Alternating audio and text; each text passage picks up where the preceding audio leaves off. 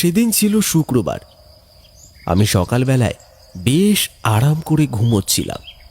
হঠাৎ ঘুমটা ভেঙে গেল দরজার ঠকঠকানোর শব্দে।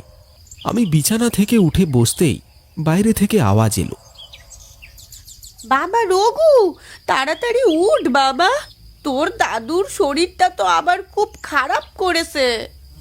আমি দরজা খুলে মাকে বললাম, দাদুর কি হয়েছে মা? জানি না বাবা, সকালে উঠে নাস্তা দিতে গিয়ে দেখি জ্বরে ভুলভাল বকছে, এখন আর কিছুই বলছে না যে। চল তুই একটু গিয়ে দেখবি, চল। চলো দেখি কি হলো। আমি দাদুর ঘরে গিয়ে দেখি দাদুর কোনো নড়াচড়া নেই। সন্দেহবশত নাকে হাত দিয়ে দেখলাম নিঃশ্বাস পড়ছে কিনা। দেখলাম নিঃশ্বাস তো পড়ছে, কিন্তু দাদু সত্যি ভীষণ অসুস্থ। আমি তখন মাকে বললাম, মা, দাদু তো ভীষণ অসুস্থ, তাকে যত তাড়াতাড়ি সম্ভব হাসপাতালে নিয়ে যেতে হবে। হ্যাঁ বাবা, তাই তো দেখছি।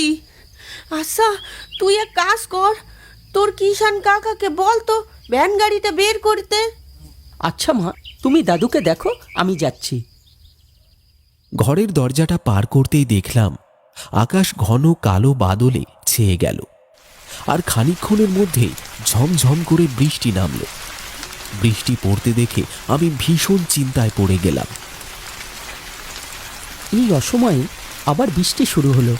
এখন এই বৃষ্টির মধ্যে দাদুকে হাসপাতালে কিভাবে নিয়ে যাব? আচ্ছা যাই, আগে কিষান কাকাকে বলে দেখি কোনো ব্যবস্থা করা যায় নাকি। বৃষ্টির মধ্যে মাথায় ছাতা ধরে আমি বেরিয়ে পড়লাম কৃষাণ কাকার বাড়ির উদ্দেশ্যে। দাদুর কথা মনে পড়লে ভীষণ কষ্ট লাগছে আমার। যত তাড়াতাড়ি সম্ভব দাদুকে হাসপাতালে নিয়ে যেতেই হবে। কে কে বাইরে? আগে কাকা, আমি রঘু, দরজাটা একটু খোলো।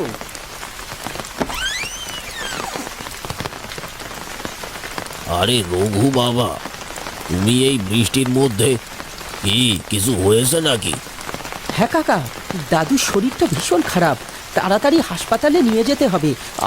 আপনি একটু চলুন না। কি হয়েছে কাকা বাবু? বুড়ো মানুষ, শরীরের অবস্থা এমনিতেই ভালো নয়, তার মধ্যে আবার অনেক জ্বর, কখন যে কি হয়। বুঝতে পারছি তোমার অবস্থা, কিন্তু বাবা বাইরের পরিস্থিতি তো তুমি দেখছোই। এমন বৃষ্টির মধ্যে কেমন করে নিয়ে যাব তুমিই বলো। আর তাছাড়া এই অবস্থায় কাকাবাবুকে বাইরে বের করলে অবস্থা আরো খারাপ, বই ভালো হবে না। আপনি ঠিকই বলেছেন, কিন্তু আমি কি করব কিছু বুঝতে পারছি না। তুমি এক কাজ করো বাবা, এখন বাড়ি ফিরে যাও। বৃষ্টি একটু থামলে তারপর না হয় যাওয়া যাবে। আমি কৃষাণ কাকার কথায় সম্মতি জানিয়ে বাড়ির পথে হাঁটতে লাগলাম।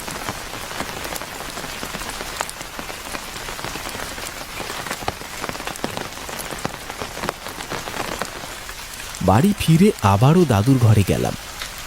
দেখলাম বেচারা একদম নিস্তব্ধ হয়ে বিছানায় পড়ে আছে।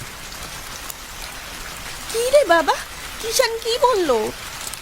বাইরে প্রচুর বৃষ্টি, এই অবস্থায় দাদুকে হাসপাতালে কিভাবে নিয়ে যাব? কিষান কাকু বলল বৃষ্টি থেমে গেলে নিয়ে যাবে।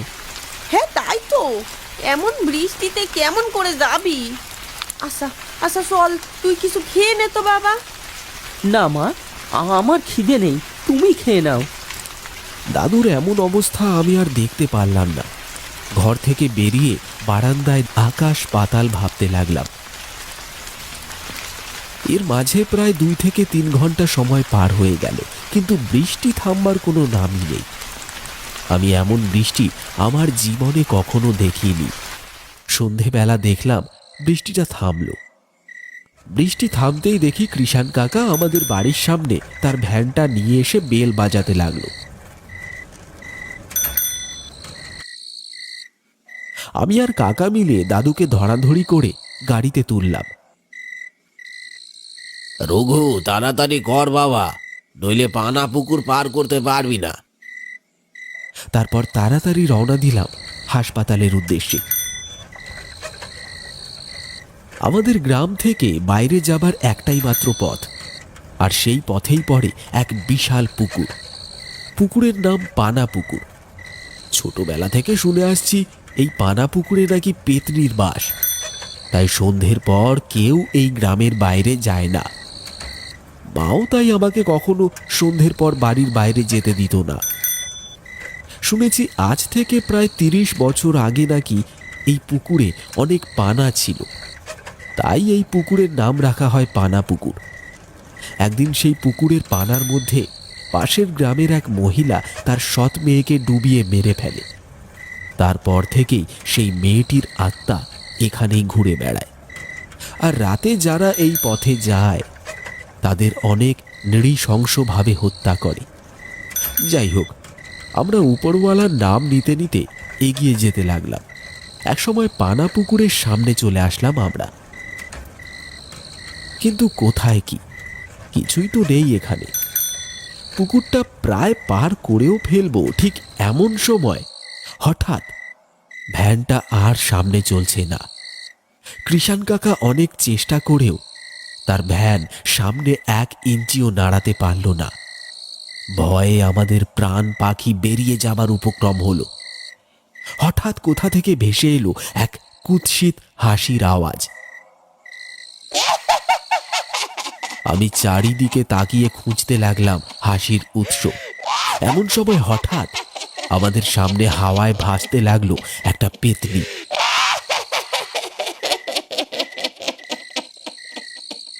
তোরা কি ভেবেছিলি আমাকে ফাঁকি দিয়ে তোরা পালিয়ে যাবি? হ্যাঁ, আমাকে ফাঁকি দেওয়া এত সহজ নয়।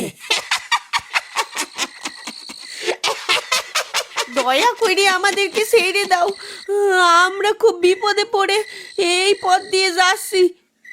আমি কাউকে ক্ষমা করি না, কারণ কেউ আমাকে ক্ষমা করেনি।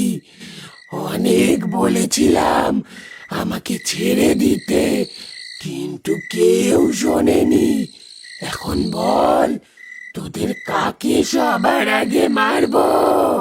দয়া করে আমাকে ছেড়ে দাও গো, আমার দাদু ভীষণ অসুস্থ, তাকে হাসপাতালে নিয়ে যাওয়া খুব প্রয়োজন।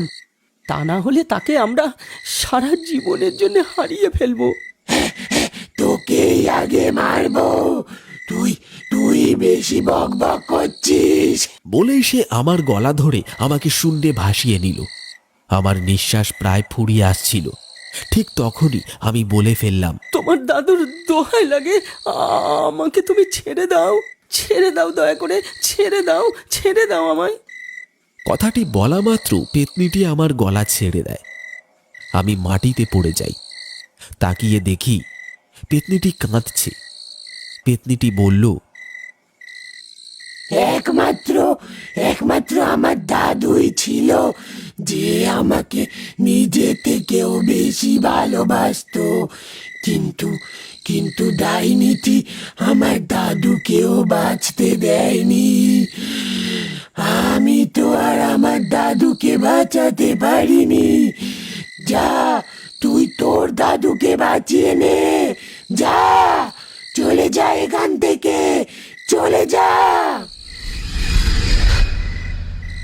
আমরা সেই সুযোগে দ্রুত ভ্যান চালিয়ে হাসপাতালের দিকে রওনা দিলাম। সেবারের মতন আমরা সবাই প্রাণে বেঁচে যাই, আর দাদু সুস্থ হলে আমরা বাড়ি ফিরে আসি। কিন্তু এরপর থেকে আমি রাতে কখনোই আর ওই পানা পুকুরের আশেপাশেও যেতাম না।